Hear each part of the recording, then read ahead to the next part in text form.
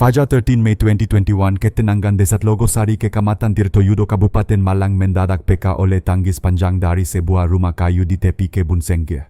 Suara itu berasal dari kediaman Agus Santoso dan istrinya Ratish Wulandari, pasangan yang selama ini dikenal sederhana dan rukun.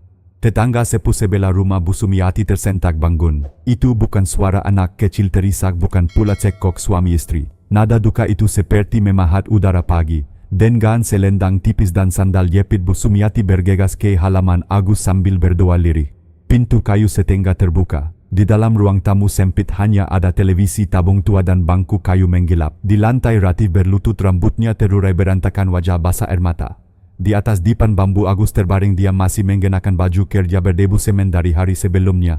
Bu, tolong. Ratih terbata. Ia menunjuk pergelangan kaki kanan Agus yang tampak bengkak keungguan, sepertinya digigit ular. Tadi malam dia pulang kapek, makan sebentar terus langsung tidur.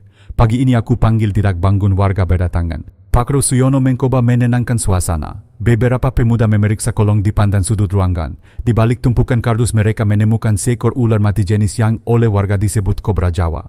Tidak ada yang bersorak, semua justru saling pandang ngeri dan bingung. Di desa pegunungan seperti Tlogosari kemunculan satwa liar saat musim panas memang kerap terjadi. Kabar menyebar cepat. Ibu Siti Aminah, ibu Agus, dan Sari Santoso kakak Agus tiba dengan mata sembab. Mereka mendekap Ratih, sementara Adit putra Agus yang baru 5 tahun duduk memeluk lutut di sudut menatap kosong pada kerumunan orang dan kain penutup tipis di atas tubuh ayahnya. Di tengah hiruk pikuk itu Budi Hartanto, tetangga yang kukup berada pemilik toko bahan bangunan di Pasar Tirtoyudo, datang tergesa. Ayah sigap membantu menata kursi, menyeduh air hangat, mengatur jalur tamu yang hendak melayat. Sabar Mbak Ratih, kita urus baik-baik, ukapnya menepuk bahu Ratih tampak sangat peduli sebagai tetangga. Prosesi duka berjalan cepat sesuai adat kampung. Tenda biru didirikan, karpet digelar, kas desa meminjamkan perangkat. Suara tahlil lirih berpadu bau dupa dan hujan tanah yang baru menggering menambah sesak ruangan sempit. Di antara ukapan belasungkawa, Sari menatap Ratih lama, bukan curiga, hanya merasa ada yang ganjil. Ratih menangis keras ketika banyak orang, namun ketika sepi ia justru memandangi titik kosong di dinding, bibirnya terkatup air mata berhenti. Menjelang siang saat para tamu berkurang, Sari melihat sesuatu di halaman belakang. Budi menyodorkan semangkuk bubur kepada Ratih, menggusap pipinya yang basah. Gesti itu mungkin sekadar empati, namun keakraban yang terasa membuat dada Sari menghangat antara marah dan ragu pada prasangkanya sendiri. Ia menepis pikiran itu, memilih fokus menghibur Adit. Adit lapar, tanya Sari lembut di serambi dapur. Boka itu menggeleng. Ibu nangis terus. Aku takut, bisiknya. Sari memeluknya. Tidak apa-apa. Ada bulik di sini. Ia hampir menutup percakapan namun teringat sesuatu. Tadi malam Adit lihat apa sebelum tidur? Pertanyaan itu sekadar mengalihkan pikiran anak kecil, tetapi jawaban Adit membuat Sari tersekat. Ayah minum obat dari ibu, lalu tidur lelap. Terus Om Budi datang bawa sesuatu panjang. Ibu bilang Adit tidur lagi. Sari menahan napas. Kamu yakin? Adit mengangguk pelan polos tanpa nada menuduh. Anak 5 tahun tak pandai merangkai drama, ia hanya menuturkan yang dilihat. Sari memejam sejenak, menimbang antara duka malu pada prasangka dan kewajiban pada kebenaran. Ia tidak menyimpulkan apapun, namun tahu satu hal, kematian harus jelas sebabnya. Ketika petugas kampung bersiap mengatur waktu pemakaman, Sari melangkah ke ruang tamu. Suaranya tenang namun tegas. Mohon maaf, sebelum pemakaman keluarga meminta pemeriksaan resmi dari pihak berwajib. Ruangan hening. Beberapa orang kaget. Ratih melotot kecil. Budi menunduk menggusap tengkuk seolah kepanasan. Pak Ro mengangguk pelan. Kalau itu keputusan keluarga, kita hormati. Saya hubungi Polsek Tirtoyudo. Tak lama mobil polisi berhenti di depan gang. Seorang perwira muda Ibtu Andi Prasetyo memasuki rumah, memberi salam dan mendengar kronologi dari Sari serta para saksi. Ia tidak menyimpulkan apapun, hanya mencatat, meminta izin mengamankan lokasi dan menyampaikan bahwa verifikasi medis akan membantu keluarga memastikan kebenaran serta menenangkan banyak pihak. Di serambi angin dari lereng Semeru membawa bau daun basah. Warga menyingkir memberi ruang. Sari menggenggam tangan ibunya. Ratih menunduk memeluk diri. Budi berdiri di sudut pandangannya berlayar ke jalan tanah merah. Pagi yang terbela itu menutup dengan satu keputusan sebelum doa terakhir, kebenaran harus dipanggil pulang. Sore itu awan tebal menggantung di atas bukit Tlogosari, udara desa menjadi berat. Mobil patroli biru putih milik Polsek Tirtoyudo berhenti di depan rumah panggung kayu keluarga Agus Santoso. Warga yang tadinya masih duduk di tikar tahlilan spontan berdiri. Ketegangan menggalit sunyi seperti angin dingin dari lereng gunung. Ibtu Andi Prasetyo Perwira, penyidik berpengalaman, melangkah masuk dengan raut wajah tenang tapi tajam. Ia menyalami Sari dan Ibu Siti Aminah lalu berbicara pelan namun tegas, "Kami akan melakukan pemeriksaan awal, Bu. Ini untuk memastikan semua jelas. Kami mohon kerjasama warga." Beberapa petugas berseragam membentangkan garis kuning di sekitar rumah membuat warga menyingkir ke pinggir jalan tanah merah. Rati duduk di pojok ruang tamu, wajahnya pucat dan mata membengkak sementara Budi berdiri tak jauh darinya menunduk dan pura-pura sibuk memainkan topi di tangannya. Petugas forensik lapangan mulai memeriksa setiap sudut ruangan, kolong dipan bambu, lantai tanah dan bagian belakang rumah. Ular yang sebelumnya ditemukan telah dimasukkan ke dalam kantong plastik khusus. Ibtu Andi mengamati dengan teliti posisi tubuh Agus tergeletak tenang, tidak ada tanda perlawanan atau pergerakan hebat. Hal itu mengangkat tanda tanya besar dalam pikirannya. Biasanya korban gigitan kobra akan kejang atau menunjukkan reaksi kuat, gumamnya pelan kepada salah satu anak buahnya. Di luar rumah warga mulai berbisik-bisik. Beberapa menganggap ini hanya kecelakaan alam yang sering terjadi di musim kering. Namun ada juga yang mulai merasakan sesuatu yang tidak beres. Katanya Budi semalam sempat datang ke rumah Rati, bisik seorang bapak pada temannya. "Iya, tapi kan Budi itu tetangga dekat." "Biasa saja," jawab yang lain meski raut wajahnya tak meyakinkan. Sementara itu Sari menggenggam erat tangan Adet. "Bocah itu terus bertanya polos, "Bulik polisi datang buat apa?" Sari berusaha tersenyum. "Mereka cuma mau cari tahu apa yang sebenarnya terjadi sama ayahmu." Tak jauh dari situ Ibtu Andi mulai mewawancarai beberapa saksi awal, terutama Bu Sumiati yang pertama kali masuk ke rumah pagi itu. Suaranya gemetar saat menceritakan kejadian subuh. "Pintunya terbuka, saya masuk, Rati sudah menangis histeris, Agus sudah kaku. Saya cuma lihat luka di kaki dan ular di kolong tempat tidur." Rati kemudian dipanggil ke serambi depan untuk dimintai keterangan awal. Ia duduk gelisah, tangan meremas ujung bajunya. Saya juga nggak tahu, Pak. Dia kapek terus tidur. Saya bangun pagi dia sudah begitu," ukapnya pelan. Andi menatap Rati tanpa berkata-kata, mencatat ekspresi tubuhnya, jeda napasnya dan ketidaksinkronan antara nada suara dan isi jawaban. "Apakah semalam ada tamu yang datang?" tanya Andi akhirnya.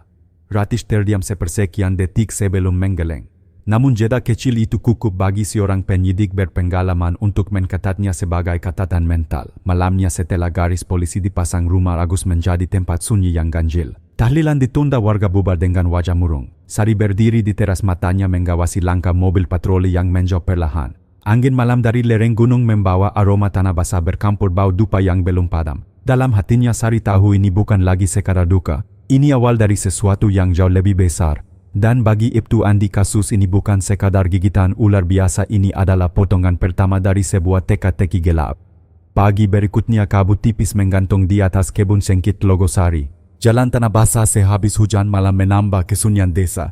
Di kejauhan suara ayam dan gamelan radio warga terdengar samar. Namun di halaman rumah Agus Santoso suasana justru tegang. Sebuah mobil putih bertuliskan Forensik Arsud Malang berhenti di depan pagar kayu. Dua petugas medis turun membawa koper peralatan. Ibtu Andi Prasetyo menyambut mereka memberikan salam cepat. "Kami sudah siapkan semua data lapangan. Keluarga juga sudah memberikan izin," ujarnya pelan namun mantap. Sari Santoso berdiri di teras bersama ibunya, Ibu Siti Aminah dan Rati Wulandari. Rati tampak pucat, tangannya terus-menerus meremas ujung jilbabnya. Bagi banyak orang desa, proses pemeriksaan forensik adalah hal yang asing dan menakutkan. Tapi bagi keluarga ini adalah satu-satunya jalan untuk mengetahui kebenaran. Pemeriksaan awal di dalam ruang tamu kecil, petugas forensik melakukan pemeriksaan fisik terakhir sebelum membawa jenazah ke rumah sakit. Mereka mencatat suhu tubuh, kondisi luka dan posisi jasad. Salah satu dokter pelan berkata kepada Andi, "Posisi tubuhnya sangat tenang, terlalu tenang untuk kasus gigitan ular. Biasanya ada jejak reaksi tubuh atau luka tambahan karena korban bergerak panik.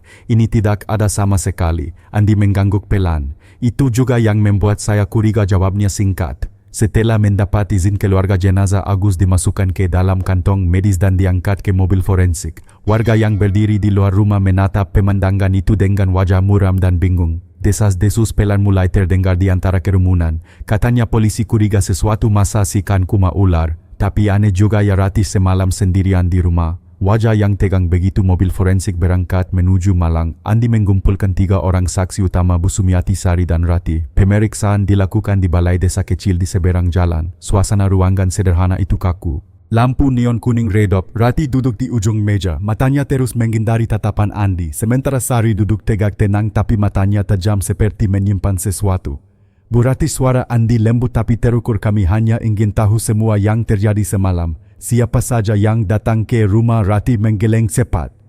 Tidak ada siapa-siapa pak. Saya cuma masak makan malam sama Agus lalu tidur. Pagi-pagi dia sudah begitu. Andi menatapnya lama. Ia mencatat setiap jeda setiap gerakan tangan. Kalian punya pintu belakang, tanya Andi. Ratih sempat ragu sebelum menjawab. Ada tapi dikunci. Siapa yang kunci? Saya jawabnya pelan. Saksi kecil Sari maju sedikit menatap Andi.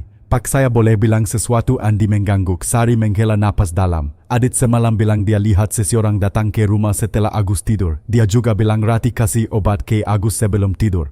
Ruangan mendadak sunyi. Ratih menegang matanya membesar.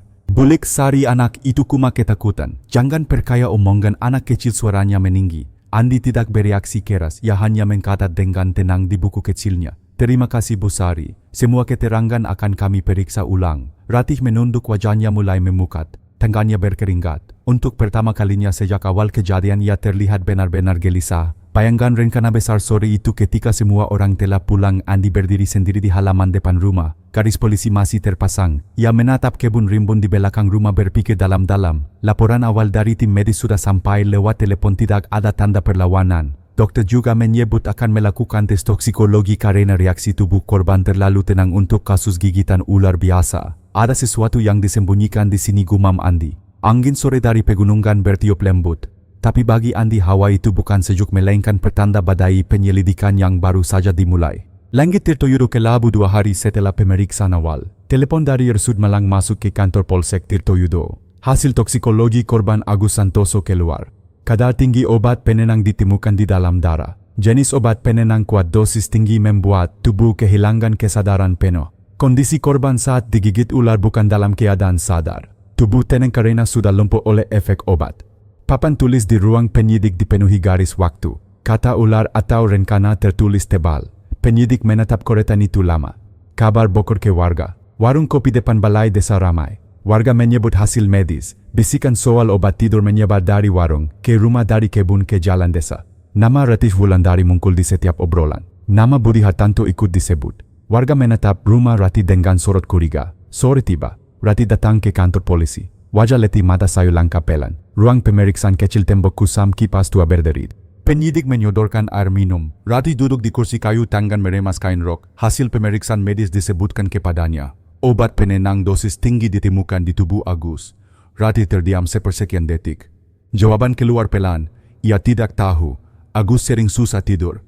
Mungkin membeli sendiri. Penyidik mengingatkan bahwa obat semacam itu tidak mudah didapat. Ratih mulai gelisah. Nafasnya berat. Jemari basah keringat. Ratih mengaku tidak tahu. Ucapan singkat terbata. Penyidik mencatat setiap gerak kecil, setiap perubahan nada napas, setiap getaran di ujung kalimat. Tatapan tajam menyapu wajah Ratih. Sorot mata Ratih goyah. Ketegangan memenuhi ruangan. Panggilan dikirim ke Budi Hartanto. Ia datang dengan jaket lusuh, topi hitam, langkah berat. Sikapnya seperti tetangga tak bersalah. Sorot matanya gelisah. Ia duduk di kursi pemeriksaan. Penyidik menanyakan hubungan dengan keluarga Agus. Budi menyebut mereka tetangga dekat. Menyebut ikut membantu tenda talilan. Suara tenang tapi terbata di beberapa titik. Pertanyaan berikut, malam sebelum kematian apakah ia datang ke rumah Agus? Budi mengaku datang. Alasan menitip paku. Agus sudah tidur. Ratih bilang kapek. Ia mengaku langsung pulang. Pertanyaan waktu muncul. Budi menyebut pukul 8 lewat sedikit. Keterangan itu tidak kokok dengan pernyataan warga yang mendengar langkah kaki pukul 10 malam. Ketidaksesuaian terketat. Garis waktu diperbarui di papan penyidik. 20.00 Budi mengaku datang. 22.00 warga mendengar langkah kaki. 05.00 Ratih berteriak minta tolong. Hasil medis obat penenang dosis tinggi. 4 titik waktu terbentang seperti jaring. Pola terbentuk. Kecurigaan menggeras. Seseorang telah menyiapkan sesuatu sebelum peristiwa. Di warung kopi bisik-bisik semakin tajam. Nama Ratih diulang dalam nada pelan. Nama Budi disebut sebagai orang yang sering datang malam. Sorot mata warga tajam ke arah rumah Ratih. Ratih kembali ke rumah dengan wajah pucat. Langkahnya cepat, pandangan kosong. Orang-orang menatap diam. Tidak ada sapaan. Malam Tirtoyudo sunyi. Angin gunung bertiup pelan melewati kebun cengkih. Di dalam kantor polisi, papan tulis putih menjadi pusat perhatian. 4 garis waktu bertumpuk membentuk pola yang tidak lagi samar. Obat penenang dosis tinggi bukan kebetulan. Ular tidak muncul begitu saja di saat orang tertidur dalam keadaan lemah. Skenario terlalu rapi, terlalu tepat waktu. Penyidik mengatur napas, pola kian jelas. Ratih bukan hanya saksi, Budi bukan hanya tetangga. Seseorang berperan dalam rencana tersembunyi di balik kematian. Nama Ratih dikatat di bawah garis waktu. Nama Budi menyusul, garis merah ditarik menghubungkan keduanya dengan korban. Di luar kantor jangkrik bersahut-sahutan. Malam terasa lebih berat dari biasanya. Penyidik menatap garis merah itu. Kasus ini bukan lagi tentang ular. Kasus ini tentang rencana manusia, rencana yang sedang dibuka lapis demi lapis. Lampu neon di ruang penyidik bergetar. Suara kipas tua tetap berdetak. Kertas laporan medis diletakkan di atas meja. Tanda tangan dokter menjadi bukti pertama yang menguatkan kecurigaan. Wajah Ratih di ruang interogasi tergambar jelas dalam ingatan penyidik. Tatapan gugup, suara terbata, jeda di antara setiap jawaban. Budi dengan alibi waktu yang retak. 4 titik waktu menyatu menjadi dasar sebuah konstruksi kasus. Sebuah rencana besar sedang diurai, bukti awal obat penenang. Keterangan saksi kecil suara langkah malam. Ketidaksesuaian waktu pukul 8 dan pukul 10. Jejak manusia lebih kuat dari gigitan ular. Malam Tirtoyudo semakin dingin. Kasus ini resmi berubah bentuk. Dari kecelakaan menjadi penyelidikan serius. Dari suara tangis menjadi sorotan penyidik. Dari kabar kematian menjadi awal terbongkarnya sebuah rencana.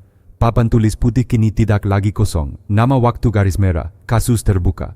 Tidak ada yang bisa disembunyikan selamanya. Fajar Tirtoyudo menyelimuti desa Logosari dengan kabut tipis. Polisi sudah berjaga di sekitar rumah kayu peninggalan Agus Santoso sejak dini hari. Garis kuning melingkari pekarangan. Tim identifikasi datang dengan peralatan pencarian bukti. Ibtu Andi Prasetyo berdiri di depan teras, matanya mengamati setiap detail kecil sambungan papan dinding kolong dipan bambu sudut dapur yang lembab. Setiap milimeter ruang bisa menyimpan jejak. Ruang tamu kosong, bau dupa tahlilan masih samar. Debu tipis menempel di lantai tanah. Tim forensik membuka lemari kayu usang di pojok kamar. Rak bawah berisi pakaian kerja Agus yang penuh debu semen. Rak atas penuh pakaian Ratih yang lebih berwarna dan masih baru. Lasi kecil di sisi kanan ditarik perlahan. Lapisan kain tipis menutupi sesuatu keras di bawah. Tangan besarong lateks mengangkat kain itu. Sebuah bungkus plastik bening berisi strip obat penenang 505 rongga masih berisi.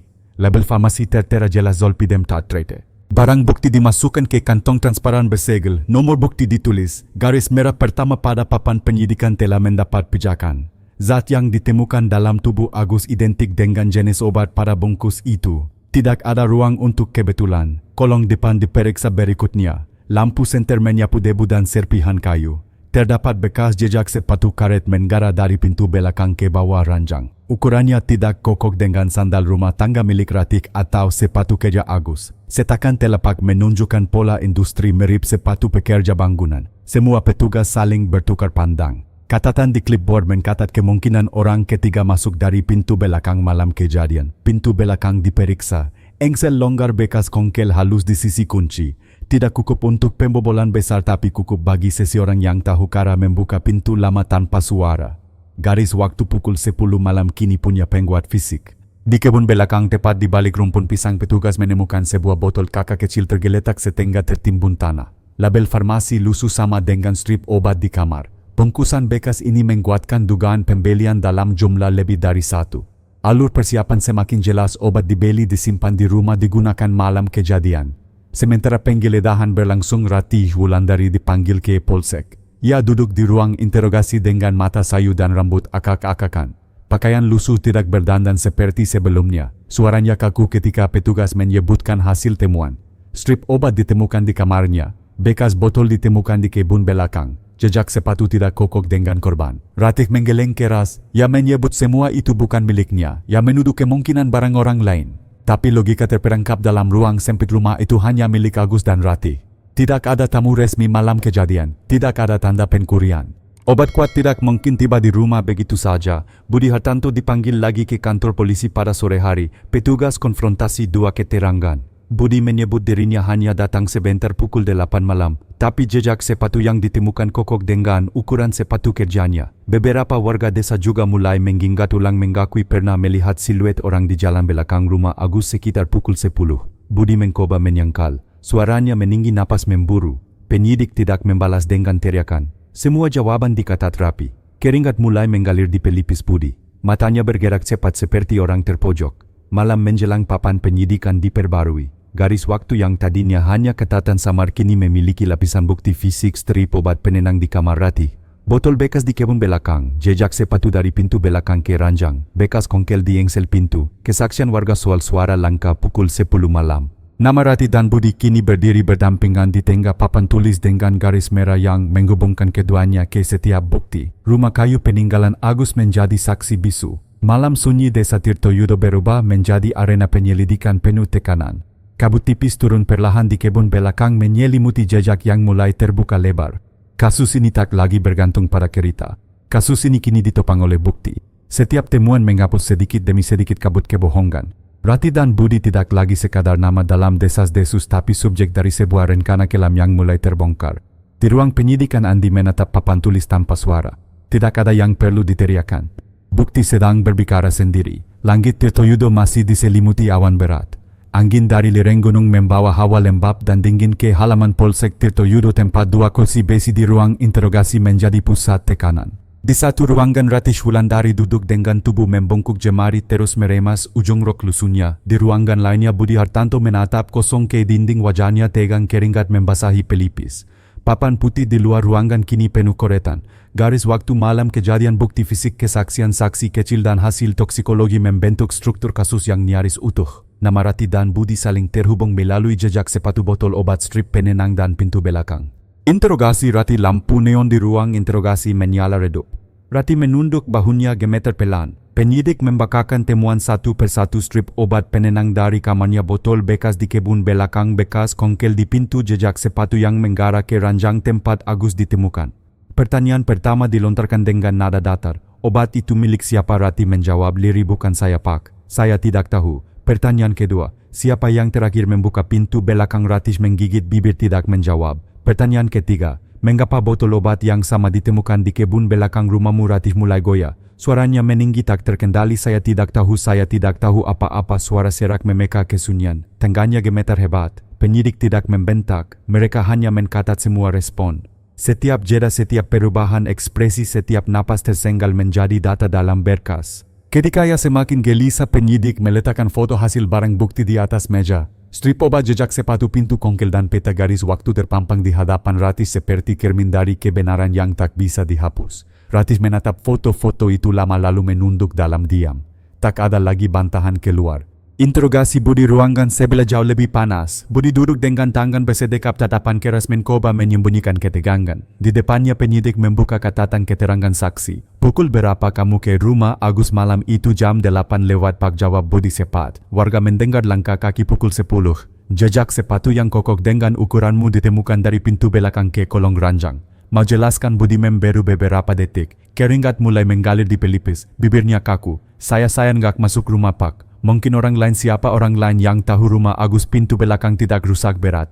Hanya seseorang yang terbiasa keluar masuk yang bisa melakukannya tanpa suara. Budi menghindari tatapan. Penyidik meletakkan foto cetakan sepatu di atas meja. Pola sol sepatu bangunan ukuran 42. Identik dengan sepatu kerja milik Budi yang disita siang itu. Alibi mulai retak. Kalau kamu tidak bilang sekarang, semua bukti akan bicara sendiri, ujar penyidik datar. Tidak ada teriakan, tidak ada ancaman. Hanya tekanan sunyi yang menusuk perlahan. Tekanan mental turun pelan. Hujan rintik di luar kantor polisi terdengar melalui ventilasi ruangan. Ratih duduk diam di kursi, pandangannya kosong. Budi masih menunduk, napas berat. Dua orang berbeda di dua ruangan terpisah, tapi tekanan yang menimpa sama bukti fisik telah mempersempit ruang kebohongan. Di ruangan koordinasi itu Andi Prasetyo berdiri di depan papan tulis. Garis merah dari nama Ratih dan Budi kini membentuk simpul besar di tengah tulisan perencanaan. Di bawahnya catatan obat penenang, pintu belakang, jejak sepatu, keterangan saksi, anak waktu, langkah kaki. Kasus mulai keluar dari kabut. Tidak lagi samar antara kecelakaan atau kebetulan. Polanya terlalu rapi untuk dianggap spontan. Saksi tambahan sebelum malam turun penuh. Dua tetangga dimintai keterangan tambahan. Salah satu dari mereka pria parubaya mengaku melihat siluet seseorang melintas di kebun belakang rumah Agus malam itu. Tubuh tinggi, memakai topi. Arah langkahnya menuju pintu belakang rumah. Jam tangannya menunjukkan pukul 22.10. Kesaksian kedua datang dari seorang ibu muda yang mengaku mendengar suara lirih percakapan singkat dari arah rumah Agus sekitar waktu yang sama. Tidak jelas kata-katanya, tapi ia mengenali suara perempuan, bukan suara Ratih yang biasa terdengar saat ngobrol siang hari. Deskripsi ini semakin menambah tekanan terhadap Budi dan Ratih. Malam menutup hari, lampu jalan di depan kantor polisi menyala redup. Andi duduk di kursi kayu menatap catatan penyelidikan hari itu. Bukti semakin kuat, jejak semakin jelas. Tekanan psikologis mulai menggerogoti Ratih dan Budi. Malam Tirtoyudo bukan lagi malam desa sunyi. Malam itu adalah malam penggepungan kebenaran. Setiap bukti adalah palu kecil yang perlahan memecahkan tembok kebohongan. Di balik dua pintu interogasi yang tertutup rapat, waktu kini berpihak pada fakta. Bukan pada cerita. Malam Tirtoyudo gelap dan lembab. Hujan rintik turun di atas halaman kantor polsek. Lampu kuning temaram menyinari dua ruang interogasi yang tertutup rapat. Ratih Wulandari duduk membungkuk di atas kursi besi, wajah pucat, mata sembab. Budi Hartanto di ruangan lain tengah menggenggam lutut, keringat menetes dari pelipisnya. Sunyi menekan udara. Di papan tulis luar ruangan koretan semakin padat. Garis waktu kejadian, bukti fisik, jejak sepatu, botol obat, strip penenang dan keterangan saksi membentuk struktur kasus yang nyaris sempurna. Nama Ratih dan Budi berada di tengah, terhubung garis merah dari semua arah. Setiap temuan mempersempit ruang gerak.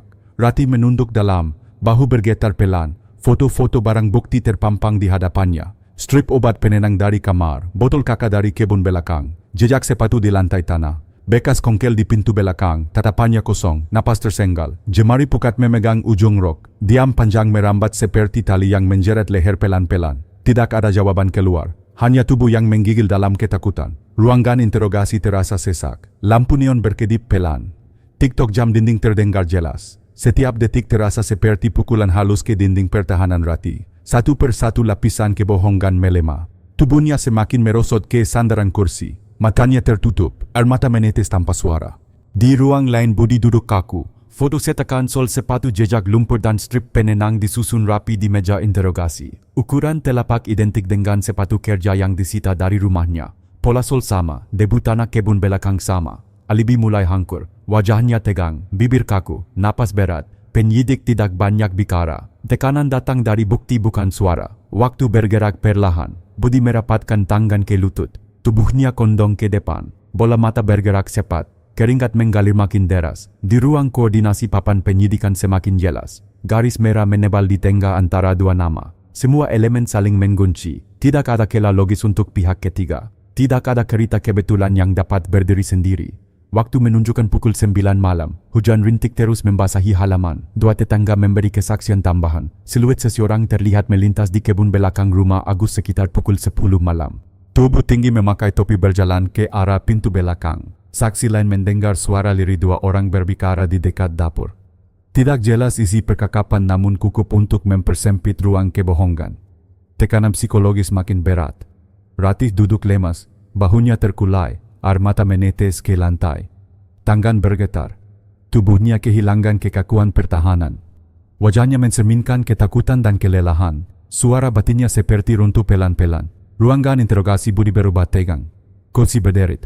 Budi berdiri mendadak, tangan menekan meja kecil. Wajah memerah. Otot rahang menggeras. Tatapan kosong. Tidak ada jawaban tegas. Hanya kegelisahan yang semakin jelas di setiap gerakannya. Dinding ruangan menjadi cermin retak bagi kebohongan yang tidak lagi utuh. Pukul 10 malam, ruang Ratih basah air mata. Tubuhnya terbungkuk. Tangan menutupi wajah. Suara isak tertahan. Kalimat-kalimat pendek keluar tanpa arah. Nada suara peka.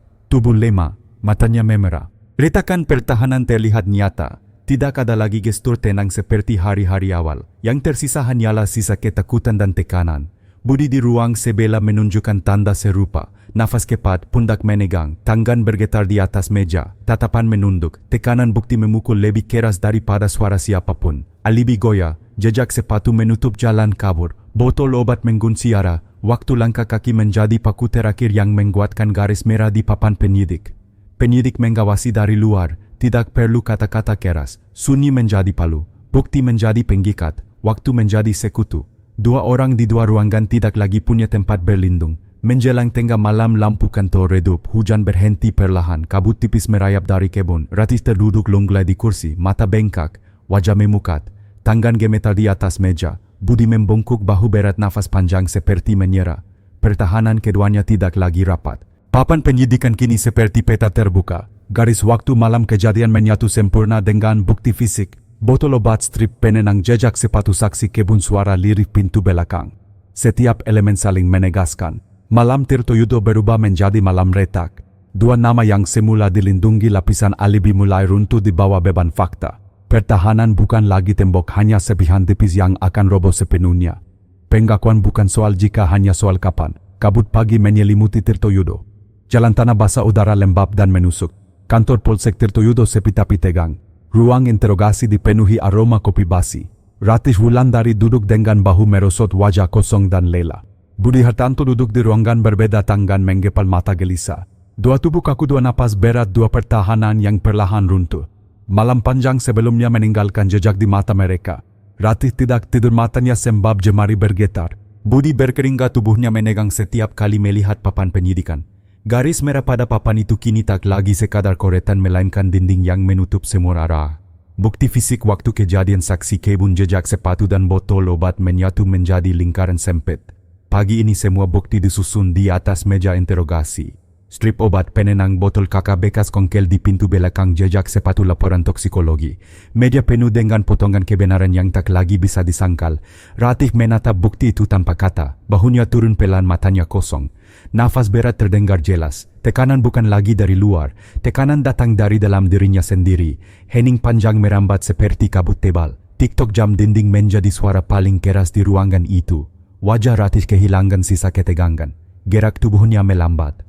Napasnya berat, seolah setiap hembusan adalah langkah menuju sesuatu yang tak bisa dihindari. Tembok pertahanan dalam dirinya mulai retak. Mulutnya terbuka pelan. Kata-kata tidak panjang, tidak berisi pembelaan. Hanya kalimat pendek, patah dan berat. Kalimat itu menjadi titik awal perubahan seluruh arah penyidikan. Ratih tidak lagi menyangkal keberadaan obat penenang. Tidak lagi menolak malam pukul 10. Tidak lagi menyangkal kehadiran Budi di kebun belakang. Pengakuan awal tercatat. Bukan pengakuan penuh tetapi retakan besar pada tembok kebohongan. Tubuh Ratih longlai di kursi. Bahu turun, mata kosong, rambut berantakan. Tidak ada perlawanan dalam gestur tubuhnya. Pengakuan pendek mengubah statusnya dari saksi berduka menjadi bagian dari rangkaian peristiwa. Retak pertama itu terdengar tanpa suara tapi cukup untuk menggoncang seluruh bangunan alibi. Beberapa menit kemudian ruangan interogasi, Budi menerima kabar pengakuan Ratih. Tidak ada suara keras. Hanya selembar foto, jejak sepatu dan kalimat singkat yang menyampaikan kenyataan. Wajah Budi kehilangan ekspresi kerasnya. Tatapan liar berganti panik. Napas memburu. Tangan menggepal tapi gemetar. Bahu kaku. Hening menekan ruangan Budi seperti beban besi. Semua pintu kabur tertutup. Setiap gerak tubuh menunjukkan tekanan mental yang menumpuk selama berhari-hari. Tidak ada ruang untuk menyangkal. Tidak ada ruang untuk alibi samar. Jejak sepatu di kolong ranjang, botol kakak di kebun belakang, strip obat di kamar Ratih waktu langkah kaki pukul 10 malam, suara saksi kebun, semuanya menggara ke satu lingkaran kecil di mana ia berdiri. Tatapan Budi menunduk, keringat mengalir deras, bahunya mulai bergetar pelan. Wajahnya tidak lagi menyimpan keyakinan.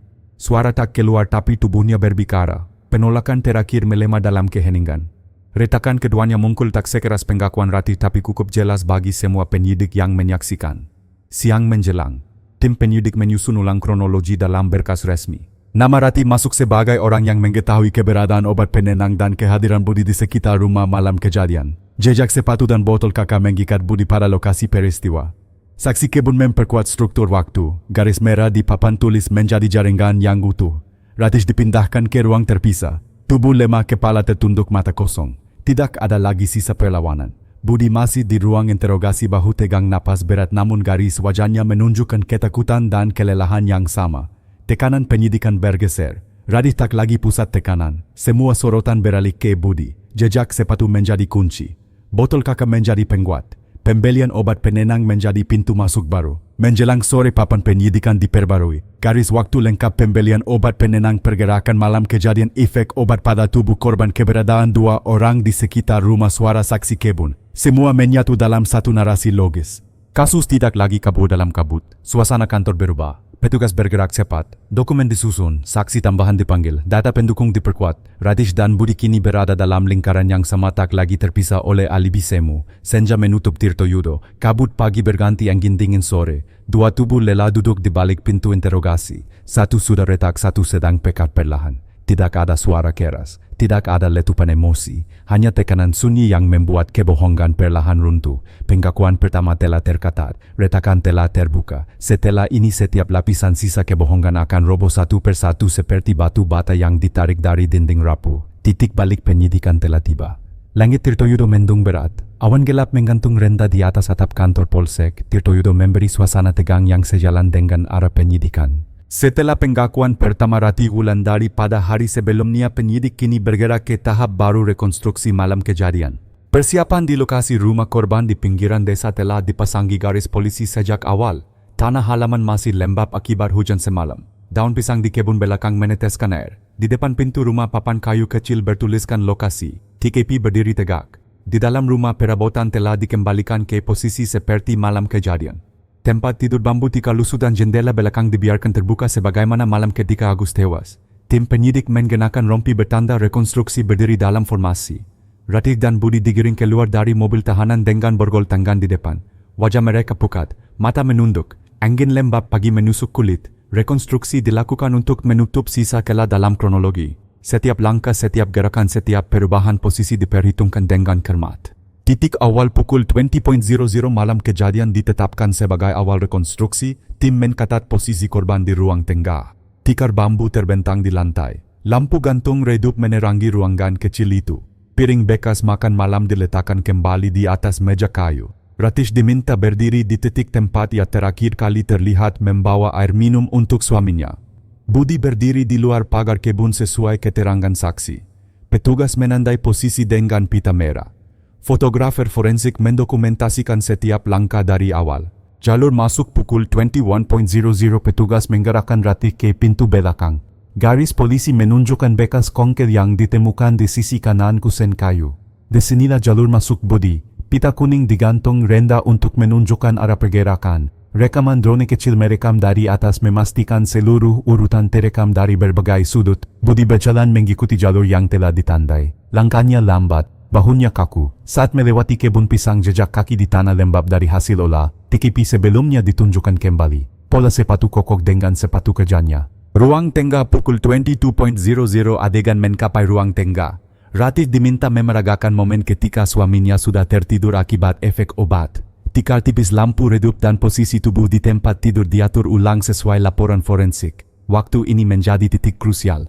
Budi diarahkan berdiri di samping tempat tidur. Garis merah di lantai menunjukkan titik pijakan saat mendekat ke korban. Tidak ada suara di lokasi. Angin tipis menyusup dari jendela membawa aroma tanah basah. Setiap orang di lokasi menyadari beratnya momen ini. Penguncian waktu petugas menunjukkan jam dinding yang ditemukan di TKP jarumnya berhenti pada pukul 22.13 saat malam kejadian. Titik ini menjadi akuan akhir dalam rekonstruksi. Jejak langkah, posisi tubuh dan keberadaan dua orang di sekitar korban mengunci waktu dalam satu titik pasti. Tidak ada ruang untuk versi cerita lain. Setiap pergerakan yang diperagakan sesuai dengan bukti fisik. Jalur masuk, waktu tiba, efek obat dan kondisi rumah semua sinkron dengan temuan penyidik. Observasi teknis tim forensik mencatat ulang setiap detail. Sudut jendela belakang, tinggi pintu kayu, jarak dari pagar kebun ketika ruang tengah. Waktu tempuh yang dicatat ulang identik dengan keterangan saksi kebun yang melihat siluet seseorang malam itu. Ratih berdiri kaku di sudut ruangan. Mata menunduk, Budi menggenggam jemari tangannya sendiri dengan kaku. Wajah keduanya pucat. Rekonstruksi bukan hanya proses hukum yang menjadi cermin yang memantulkan ulang apa yang telah mereka lakukan. Garis kronologi menjelang siang, garis waktu penyidikan diperbarui. Pukul 20.00 posisi korban. Pukul 21.00 jalur masuk Budi. Pukul 22.00 posisi di ruang tengah. Pukul 22.13 waktu kematian. Semua titik saling mengunci. Laporan rekonstruksi ditandatangani oleh tim penyidik, perwakilan kejaksaan dan perangkat desa yang menjadi saksi hukum. Garis waktu kini bukan hanya rangkaian dugaan melainkan struktur kronologis utuh yang telah diperagakan di lokasi nyata. Setelah rekonstruksi, Ratih dan Budi dikembalikan ke mobil tahanan. Tubuh mereka lunglai langkah berat. Suasana sunyi menyelimuti halaman rumah korban. Papan bertuliskan lokasi TKP dikabut perlahan. Garis polisi diturunkan tetapi aura dingin di dalam rumah tetap tinggal. Di papan penyidikan kantor kronologi malam kejadian kini menjadi satu garis merah tegas dari awal hingga akhir. Tidak ada celah kabur. Tidak ada ruang abu-abu, rekonstruksi bukan hanya mengunci bukti, ia juga menutup pintu terakhir bagi mereka untuk bersembunyi di balik cerita. Malam kematian yang dulu mereka bungkus sebagai kebetulan kini berdiri telanjang di hadapan hukum. Titik balik akhir sudah terbentuk. Langit Tirtoyudo masih berat. Kabut tipis menyelimuti jalan tanah di depan Polsek Tirtoyudo. Udara pagi yang lembab bercampur aroma tanah basah dari kebun belakang rumah korban. Setelah rekonstruksi malam kejadian, tahap penyidikan memasuki babak baru. Hasil forensik dan toksikologi dari laboratorium provinsi akhirnya tiba. Kedatangan dokumen sebuah mobil dinas berhenti tepat di depan pintu kantor polisi. Dua petugas forensik turun dengan tas hitam tahan air berisi berkas dan sampel hasil pemeriksaan. Di ruang rapat kecil yang hanya diterangi lampu neon putih, semua tim penyidik telah berkumpul. Ibtu Andi Prasetyo duduk di ujung meja, wajahnya tegang. Berkas bersampul biru gelap diletakkan di atas meja kayu. Stempel laboratorium resmi terpampang jelas. Penyidik forensik membuka dokumen dengan hati-hati. Tabel grafik toksikologi dan catatan teknis tersusun rapi. Hasil ini akan menjadi dasar ilmiah untuk memperkuat seluruh rangkaian kronologi dan rekonstruksi yang telah dilakukan. Hasil pemeriksaan tubuh badan korban diperiksa secara menyeluruh di laboratorium provinsi.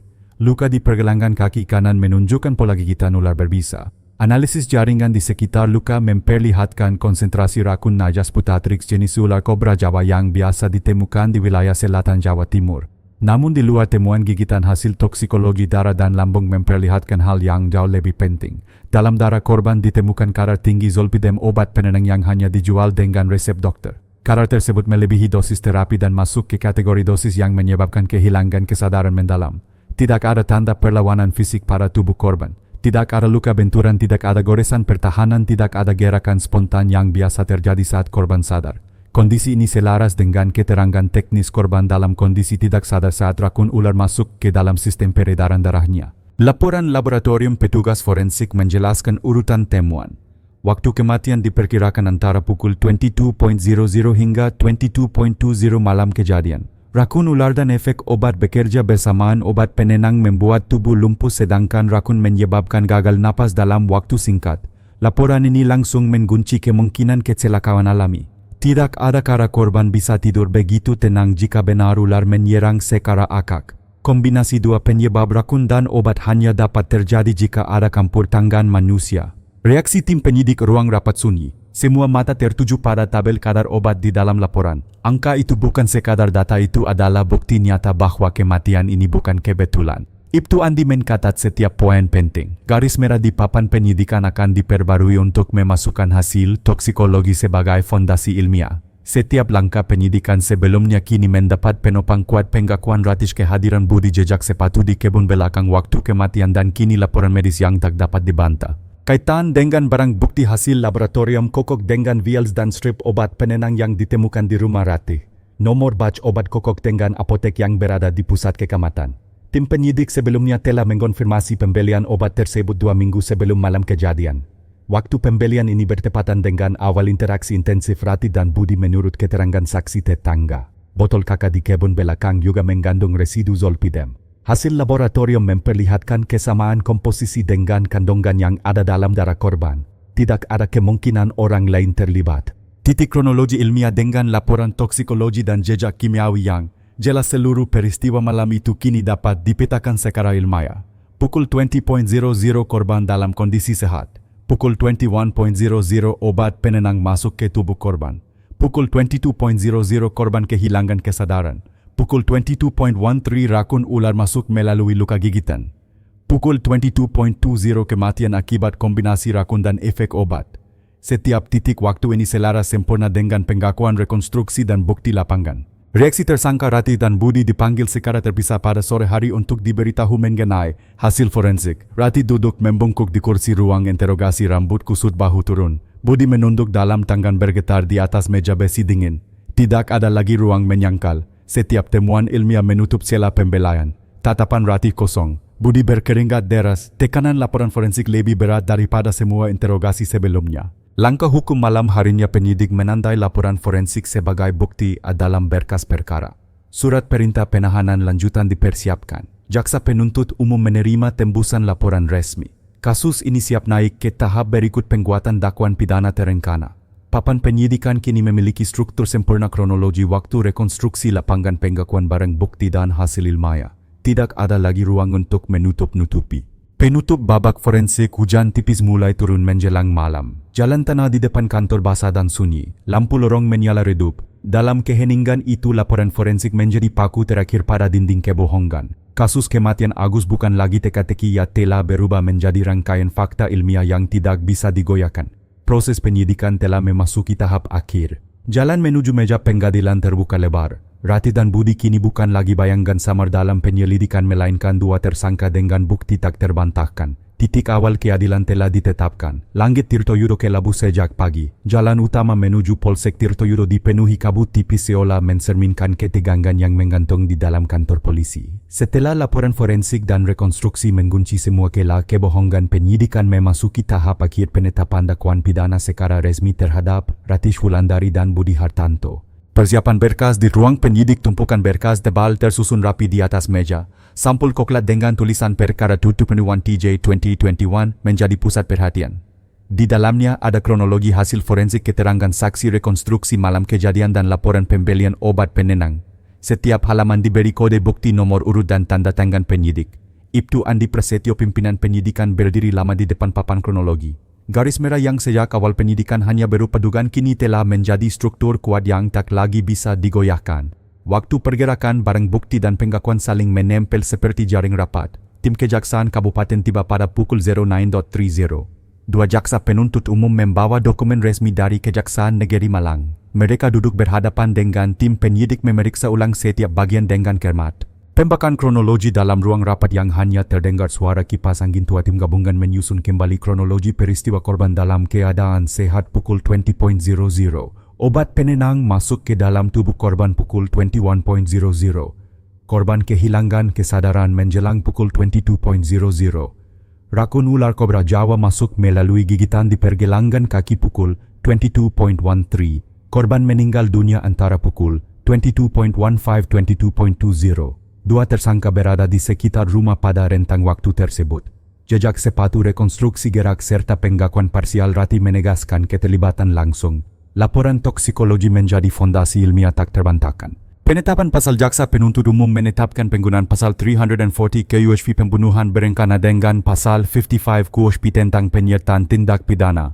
Ratih dianggap sebagai pihak yang memfasilitasi dan menyediakan obat penenang. Budi sebagai pihak yang membawa ular berbisa ke rumah korban dan mengeksekusi rencana. Dakwaan ini bukan hanya berdasarkan asumsi, melainkan bukti berlapis, keterangan saksi, dokumen pembelian obat, jejak sepatu di kebun belakang, rekonstruksi, dan hasil forensik. Jaksa memberi catatan singkat, berkas sudah cukup kuat untuk dibawa ke meja sidang.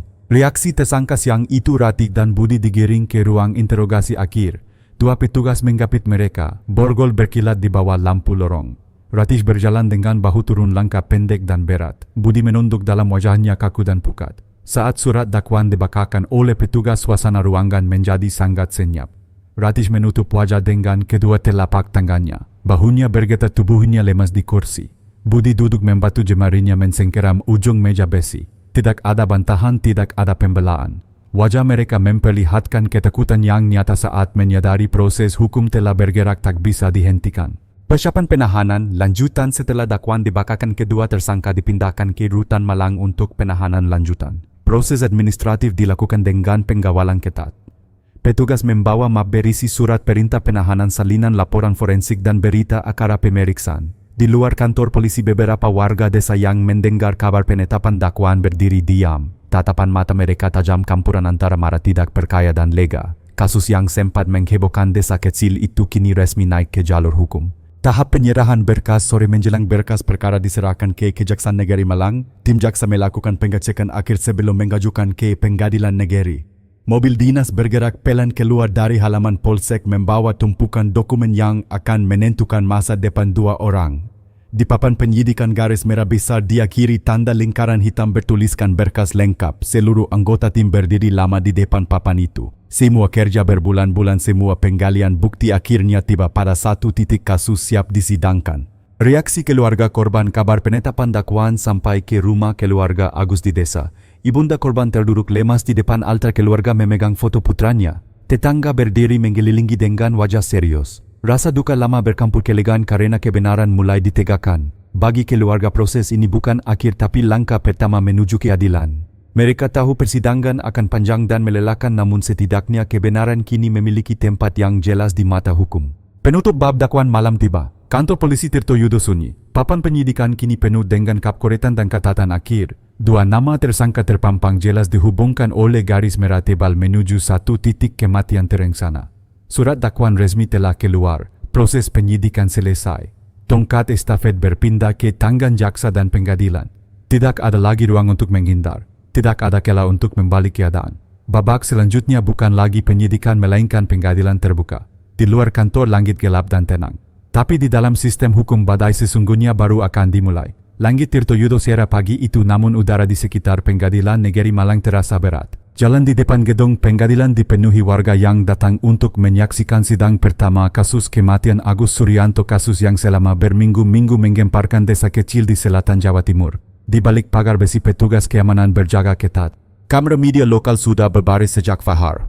Persiapan sidang di dalam ruang sidang utama, kursi panjang dari kayu disusun rapi menghadap meja majelis hakim. Bendera merah putih berdiri tegak di samping lambang Garuda Pancasila yang menggantung di dinding. Jam dinding menunjukkan pukul 09.00 ketika dua mobil tahanan berhenti di halaman belakang pengadilan. Ratih Wulandari dan Budi Hartanto diturunkan dalam pengawalan ketat. Wajah mereka pucat. Ratih mengenakan kemeja putih lusuh, rambut diikat seadanya. Budi mengenakan pakaian oranye tahanan, kepala tertunduk. Borgol di tangan keduanya berkilat di bawah cahaya matahari pagi. Mereka dibawa masuk melalui pintu belakang ruang sidang untuk menghindari kerumunan warga. Suara bisik-bisik mengiringi langkah mereka. Wajah-wajah penasaran mengikuti setiap gerak dari balik pagar. Majelis hakim dan dakwaan, tiga hakim memasuki ruangan pukul 09.30. Hakim ketua, seorang pria berusia 50-an dengan sorot mata tajam, membuka palu sidang dengan ketukan tunggal yang menggema keras. Jaksa penuntut umum dari Kejaksaan Negeri Malang berdiri di sisi kiri ruangan. Tim kuasa hukum Ratih dan Budi duduk di sisi kanan. Jaksa membacakan surat dakwaan setebal 17 halaman. Seluruh kronologi malam kejadian dijabarkan secara rinci, pembelian obat penenang, pergerakan dua tersangka rakun ular kobra, rekonstruksi serta hasil forensik toksikologi. Pasal 340 KUHP tentang pembunuhan berencana dan pasal 55 KUHP tentang penyertaan dibacakan dengan nada datar tapi tegas. Wajah Ratih memukat semakin dalam. Budi menunduk dalam matanya kosong. Tidak ada gerakan membantah, hanya tubuh yang kaku di bangku terdakwa. Saksi pertama setelah dakwaan dibacakan, jaksa memanggil saksi pertama Wati Sumiem, tetangga rumah korban. Perempuan paruh baya itu naik ke kursi saksi dengan langkah gemetar. Dalam keterangan resminya, ia menyatakan bahwa malam kejadian ia melihat siluet laki-laki melintas di kebun belakang rumah korban pukul sekitar 21.00.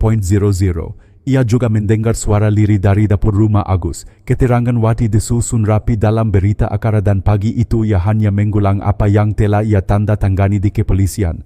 Hakim ketua mencatat setiap pernyataan dengan teliti. Saksi kedua, saksi berikutnya adalah Yuda Prakoso, petugas olah TKP, yang menjelaskan hasil pemeriksaan lapangan jejak sepatu yang kokok dengan milik Budi, botol kakak di kebun belakang dengan residu obat penenang, dan titik waktu yang kokok dengan laporan forensik. Ia juga menyerahkan foto-foto TKP dan salinan hasil laboratorium yang memperlihatkan kadar tinggi zolpidem dalam tubuh korban. Majelis hakim memperhatikan setiap detail sementara jaksa penuntut menandai poin-poin penting di berkas dakwaan. Reaksi tersangka saat saksi-saksi memberikan keterangan. Ratih menunduk dan menutup wajah dengan telapak tangannya. Bahunya sesekali bergetar. Budi duduk kaku dengan tangan saling mensengkeram di pangkuan. Tidak ada kata keluar dari mulut mereka. Sorotan mata warga yang duduk di kursi pengunjung terasa tajam, campuran antara amarah dan haus keadilan. Petugas pengawal berdiri tegak di sisi bangku terdakwa, siap menahan setiap kemungkinan gangguan. Namun ruang sidang tetap sunyi. Ketegangan bukan dari keributan melainkan dari beratnya fakta yang dibacakan satu persatu. Penguatan bukti, jaksa menyerahkan beberapa bukti fisik ke meja hakim: strip obat penenang dengan 5 slot kosong, botol kakak dari kebun belakang, foto gigitan ular di pergelangan kaki korban, dan laporan laboratorium toksikologi. Setiap bukti diletakkan di atas meja dengan nomor urut dan keterangan resmi. Hakim ketua memeriksa setiap barang satu persatu. Penasehat hukum terdakwa mencatat namun tidak membantah. Bukti terlalu kuat untuk disanggah. Suasana pengadilan, matahari naik tinggi di luar gedung, namun ruang sidang tetap sejuk dan tegang. Tidak ada suara selain yang datang dari mikrofon hakim dan jaksa. Wajah warga yang hadir mencerminkan rasa lega bercampur getir. Kasus yang pernah mereka bicarakan di warung kopi kini berubah menjadi rangkaian fakta hukum nyata. Ratish dan Budi kini bukan sekadar sosok dalam gosip desa. Mereka adalah dua terdakwa pembunuhan berencana yang dihadapkan langsung dengan hukum negara. Penundaan sidang menjelang pukul 12.00, hakim mengetukkan palu sidang satu kali. Sidang ditunda dan akan dilanjutkan pada minggu depan dengan pemeriksaan saksi ahli forensik dan keterangan tambahan dari penyidik utama. Petugas menggiring Ratish dan Budi keluar dari ruang sidang melalui pintu belakang. Warga berdiri diam menyaksikan dua sosok itu masuk ke dalam mobil tahanan. Tidak ada teriakan, hanya tatapan panjang yang berat. Penutup babak awal persidangan. Hari pertama persidangan menandai awal fase akhir dari proses panjang. Semua bukti, keterangan saksi dan rekonstruksi telah mulai dirangkai kembali di hadapan majelis hakim. Papan penyidikan di Polsek telah selesai. Kini seluruh cerita akan diputuskan oleh hukum. Langit Tirtoyudo sore itu kera, tapi di dalam ruang sidang ketegangan baru saja dimulai. Dua terdakwa kini berjalan di jalur tak bisa kembali, jalur menuju vonis akhir. Pagi di Pengadilan Negeri Malang terasa lebih hening dari biasanya. Jalan di depan gedung tidak seramai sidang pertama, namun petugas keamanan tetap bersiaga. Persidangan memasuki tahap penting, keterangan saksi ahli forensik. Tahap ini akan menjadi pondasi ilmiah terakhir sebelum masuk ke agenda tuntutan. Pembukaan sidang tepat pukul 09.00 majelis hakim memasuki ruang sidang. Hakim ketua membuka persidangan dengan ketukan palu tunggal. Radish Wulandari dan Budi Hartanto digiring masuk melalui pintu belakang. Wajah mereka pucat, rambut kusut, tubuh terlihat lelah. Kursi panjang pengunjung terisi penuh oleh warga desa Tirtoyudo yang kembali datang untuk menyaksikan jalannya persidangan. Jaksa penuntut umum dari Kejaksaan Negeri Malang berdiri di sisi kiri ruang sidang, sementara tim pembela terdakwa duduk di kanan. Di tengah ruangan seorang pria berjas putih duduk tenang, Dr. Pramudia Santoso, dokter forensik provinsi yang menangani autopsi Agus Suryanto. Keterangan forensik. Jaksa membuka sesi dengan mempersilakan saksi ahli memaparkan hasil autopsi dan pemeriksaan toksikologi. Dr. Pramudia menyampaikan temuan dengan tenang, merinci setiap tahap pemeriksaan luka gigitan ular di pergelangan kaki kanan sesuai karakteristik ular kobra Jawa. Konsentrasi racun ular ditemukan pada jaringan di sekitar luka. Kadar zolpidem dalam darah korban sangat tinggi, melebihi dosis terapi. Tidak ada tanda-tanda perlawanan fisik atau gerakan refleks pada tubuh korban. Kombinasi racun dan obat penenang menyebabkan gagal napas dalam waktu singkat. Setiap poin diuraikan secara ilmiah tanpa emosi. Ruang sidang sunyi total. Suara dokter menjadi satu-satunya yang terdengar jelas dari mikrofon kecil di depan meja saksi. Penjelasan kronologi ilmiah. Dr. Pramudia kemudian menjelaskan urutan biologis terjadinya kematian. Obat penenang menyebabkan hilangnya kesadaran, kemudian racun ular mempercepat proses kerusakan sistem saraf. Korban tidak sempat merespons, tidak sempat bangun dari tempat tidur dan meninggal dalam keadaan pasif sepenuhnya. Penjelasan ini memperkuat posisi jaksa bahwa kematian Agus tidak mungkin merupakan kecelakaan melainkan akibat rencana matang.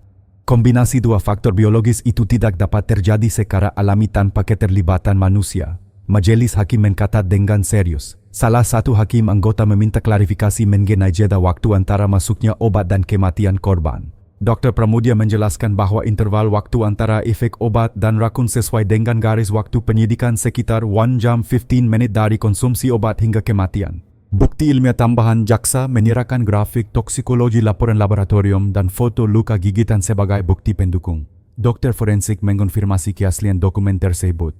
Semua sesuai dengan laporan resmi yang telah diserahkan ke kepolisian. Penasehat hukum terdakwa mencoba mengajukan pertanyaan mengenai kemungkinan korban mengkonsumsi obat sendiri. Namun saksi ahli menjelaskan bahwa dosis zolpidem yang ditemukan dalam darah korban tidak mungkin diminum secara sukarela karena jumlahnya sangat tinggi dan cukup untuk melumpuhkan kesadaran penuh dalam waktu singkat. Reaksi Ratish dan Budi saat keterangan ahli terus dibakakan. Ratish duduk membungkuk, wajahnya tertutup kedua telapak tangan. Bahunya bergetar kecil, napas berat keluar dari mulutnya. Budi duduk kaku, matanya kosong. Setiap kalimat dari dokter forensik terdengar seperti paku yang semakin menangkap dalam keheningan ruang sidang. Warga desa yang duduk di kursi pengunjung memperhatikan dengan ekspresi kaku. Banyak dari mereka mengenal Ratish dan Budi sejak kecil. Melihat mereka duduk di kursi terdakwa dengan bukti ilmiah begitu kuat membuat ruang sidang dipenuhi suasana tegang dan getir. Penegasan majelis hakim menjelang siang. Hakim ketua memberikan kesempatan terakhir bagi tim pembela untuk mengajukan pertanyaan lanjutan. Tidak ada pertanyaan berarti yang dapat mengubah kesimpulan ilmiah saksi ahli. Hakim kemudian menutup sesi saksi forensik dengan mencatat bahwa bukti medis mendukung penuh dugaan pembunuhan berencana. Jaksa menambahkan keterangan penutup semua hasil uji laboratorium selaras dengan rekonstruksi saksi mata dan barang bukti lapangan. Rangkaian ini memperkuat posisi dakwaan pasal 340 KUHP. Penundaan sidang pukul 11.45 Palu Hakim diketukan. Sidang ditunda dan akan dilanjutkan minggu depan dengan agenda pembacaan tuntutan jaksa penuntut umum. Ratish dan Budi digiring keluar ruangan dengan penggawalan ketat.